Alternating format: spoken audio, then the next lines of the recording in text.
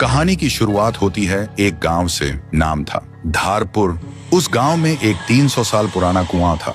लोग कहते थे हर आधी रात उस कुएं के अंदर से एक रोती हुई लड़की की आवाज सुनाई देती थी। लेकिन एक बात सबको हैरान करती थी, गांव में जो भी लड़का उस कुएं का पानी पीता 3 दिन के अंदर वो गायब हो जाता है। न लाश मिलती न आवाज। इसी गांव में शहर से एक लड़का आया था, रवि।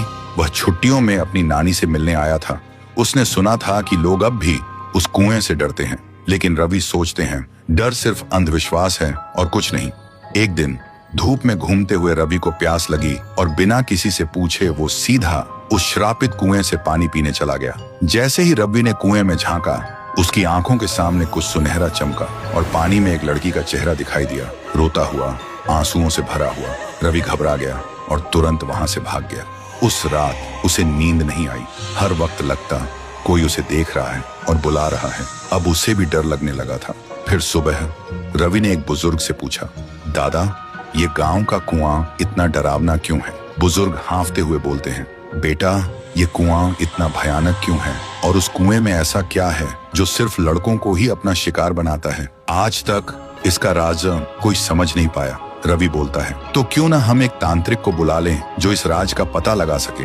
फिर गांव के सभी लोग इकट्ठा होते हैं और एक तांत्रिक को भी बुलाया गया था। तांत्रिक आंखें बंद करता है और कांपते हुए कहता है, ये तो बहुत ही भयानक है। कुएं के अंदर जो भी है वो मेरे बस के बाहर है। और वो तांत्रिक तुरंत गांव छोड़ के चला जाता है। गांव वालों के चेहरे पे डर और गहरा हो जाता है। लेकिन रवि के मन में अब सवाल उठते हैं, उस दिन मैंने जो देखा, क्या वो सिर्फ मेरा वहम था?